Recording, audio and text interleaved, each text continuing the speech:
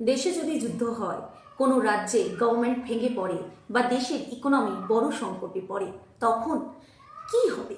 এর উত্তর রয়েছে ইন্ডিয়ান কনস্টিটিউশনের এমার্জেন্সি প্রভিশনে।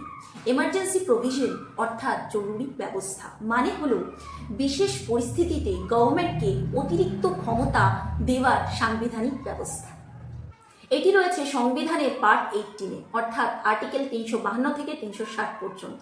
সংবিধানে 3 ধরনের জরুরি অবস্থার কথা বলা হয়েছে। নাম্বার 1, ন্যাশনাল এমার্জেন্সি অথবা জাতীয় জরুরি অবস্থা। নাম্বার 2, প্রেসিডেন্ট রুল বা রাষ্ট্রপতি শাসন, এটিকে আমরা কনস্টিটিউশনাল এমার্জেন্সি অথবা স্টেট এমার্জেন্সি হিসেবেও জেনে থাকি।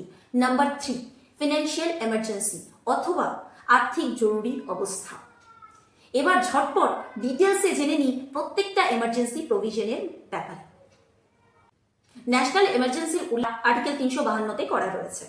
যখন ওয়ার, এক্সটার্নাল অ্যাগ্রেশন বা আর্মড রেবেলিয়নের কারণে দেশের সিকিউরিটি বিপদের মুখে পড়ে, তখন এটি ইমপ্লিমেন্ট করা হয়। অরিজিনাল কনস্টিটিউশনে আর্মড রেবেলিয়ন কথাটি ছিল না, এটি 44th কনস্টিটিউশনাল অ্যামেন্ডমেন্টের মাধ্যমে অ্যাড করা হয়েছে।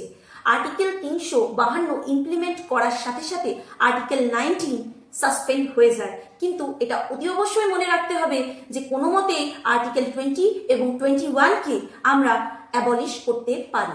এবার আসি প্রেসিডেন্ট রুলে, যেটা দেওয়া রয়েছে আর্টিকেল 356। স্টেট গভর্নমেন্ট সংবিধান অনুযায়ী কাজ করতে ব্যর্থ হয়, তখন সেই রাজ্যে প্রেসিডেন্ট রুল জারি করা হয়।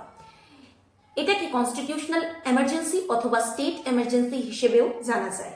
প্রেসিডেন্ট রুল আমাদের দেশে 130 বারেরও বেশি ইমপ্লিমেন্ট করা হয়েছে। তোমরা কমেন্ট সেকশনে জানাও যে ওয়েস্ট বেঙ্গলে প্রেসিডেন্ট রুল এখনো অবধি কতবার জারি করা হয়েছে। এবার আসি ফিনান্সিয়াল এমার্জেন্সিতে। এটিকে আমরা আর্থিক জরুরি অবস্থা হিসেবেও জানি। এটি আর্টিকেল 360-এর মধ্যে দেওয়া রয়েছে।